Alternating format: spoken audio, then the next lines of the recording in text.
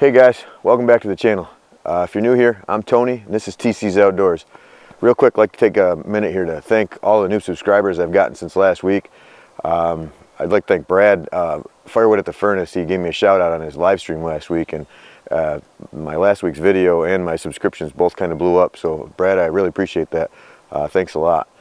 So today we got to do everything a little backwards. Yesterday the excavation company came and they dug around back here. You see they put my drainage tile in around my backyard so that my septic system works like it's supposed to. Everything kind of started happening pretty quick and I turned into a spectator and forgot to film an intro. So today I'll just walk you guys around out here and kind of explain what they did, and we'll go from there. So the drainage tile starts over here, and you'll see it. They grab that downspout from the corner of the house there. It's taking all that groundwater here because there was a huge puddle that would sit right where that pile of dirt is.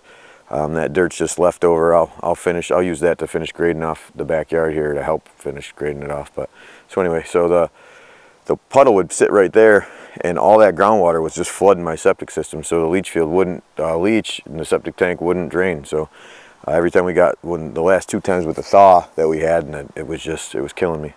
So these guys came, and you'll see later in the video, but they made short work of it. They were here probably 7 hours total, and they got it all dug in, and loaded it up with gravel, and it's already flowing. So it comes down through there, around the back side here, along the back of the house, all the way down through.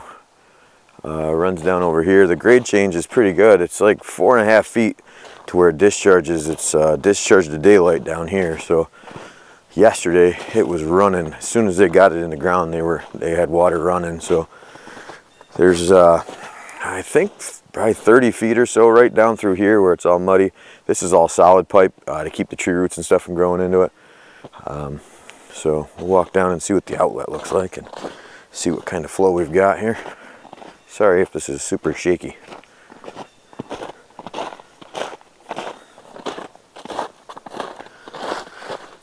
Alright, there we go. So you can see that or not, but there's this pretty steady little trickle of water coming out of there. It's warm today. Well, I think it's below freezing. I think we're like 28 or something like that, but when we've got the sunshine and everything on the top is thawing. Yesterday, once they got done, we had rain. It was, I don't know, mid-30s yesterday, and it started raining. I didn't have any issues. I didn't have any puddling. It was nice. So hopefully that continues. I got a pretty good bit of water standing over there. I don't know if you see that puddle. That's all what drained out yesterday. So I don't know. I don't want to. If it doesn't get any bigger, I think we're all right. I don't want to flood my neighbor's property out, but if need be, I'll dig a dry well over here in the spring once everything firms up, and I'll just dig a pit and get some stone and fill it up with some large stone so that it's got some place to sit and disperse into the ground. But anyhow, so that's where we're at. Looks like everything will be good. The true test will be this weekend, Saturday into Sunday. We've got 40-something degrees Saturday, and then Sunday's in the 60s and rain all day. So I'll know pretty soon if we're all set or if we're still in trouble. So that's pretty much it. So I hope you guys enjoy the video. If you do like the video, please like and subscribe to the channel. I appreciate all the comments, so leave me some comments, and I'll talk to you guys next time. Thanks.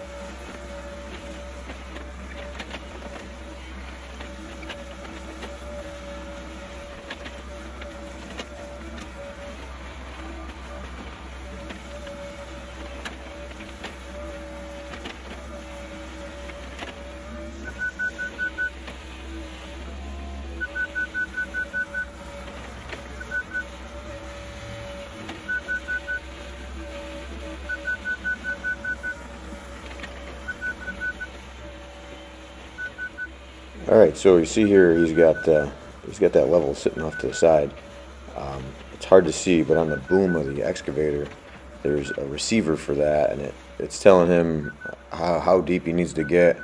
It had like red and green arrows, and that way he could maintain so much pitch as he was going backwards from the original starting point. That was pretty cool. He's a really good operator too. You see him in a minute, he'll be shaking off roots, and he's picking the rocks. He set the rocks off to the side. There's a pile of larger rocks just off to the firewood, and also he managed to not knock my firewood over, which was really cool because I didn't want to restack that.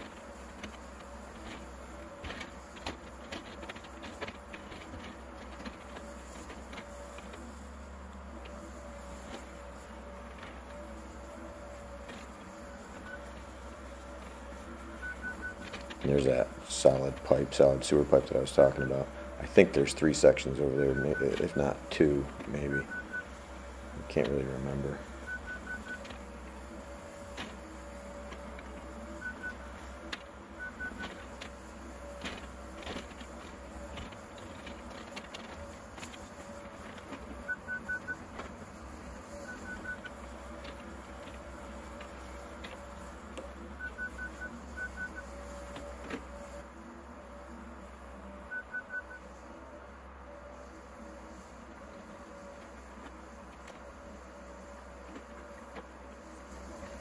I wished I had footage of when he was marking the leach lines. He had these 2 little sticks, and he was walking across them. As soon as he'd get to a leach line, they would turn, and I don't even know what it's called, but it's pretty amazing to watch.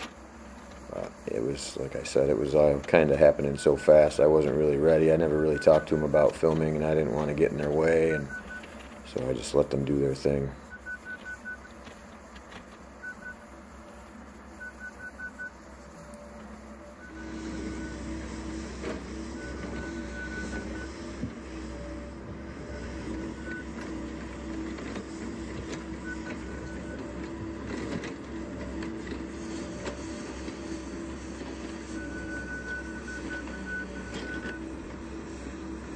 I know there'll be some of you guys out there that are going to ask why, or if they used fabric around the tile, and they didn't.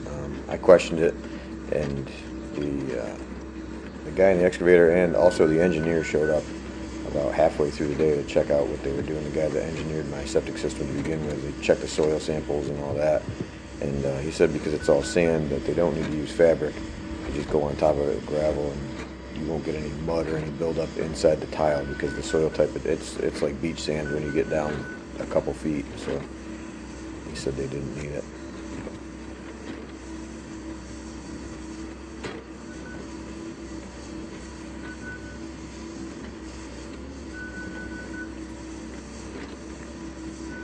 See in a minute when they start dumping the gravel into the trench, they're using an articulating loader. It's huge.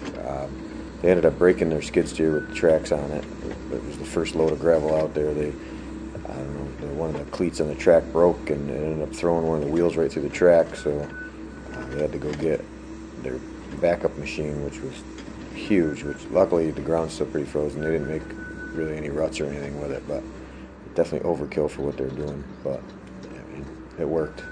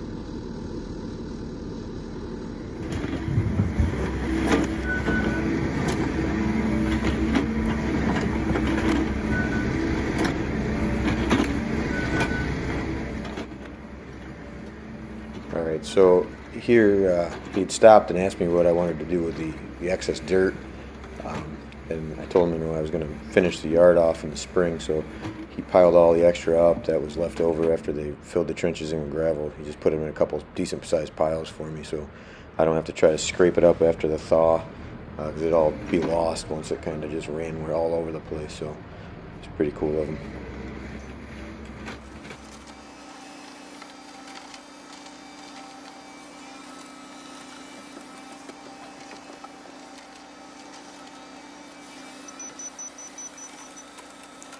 You see him taking, I mean, he took extra care when he was kind of just knocking backfilling everything in, and all the extra huge boulders and everything he was setting off to the side. That way they didn't get mixed in and crush the pipe, and also I can use them later if I do have to dig that dry well. Or I don't think I've shown you guys yet, but along the front of our property by the driveway at the roadside, there's a stone wall that I have assembled with all the stones that have been pulled out of the property. So from when they dug the foundation, just with felling the trees and everything else, and just dragging a York rake around, there's two huge boulders that they had pulled out by the foundation. So one of these days I'll take a walk up there with the camera and show you guys that.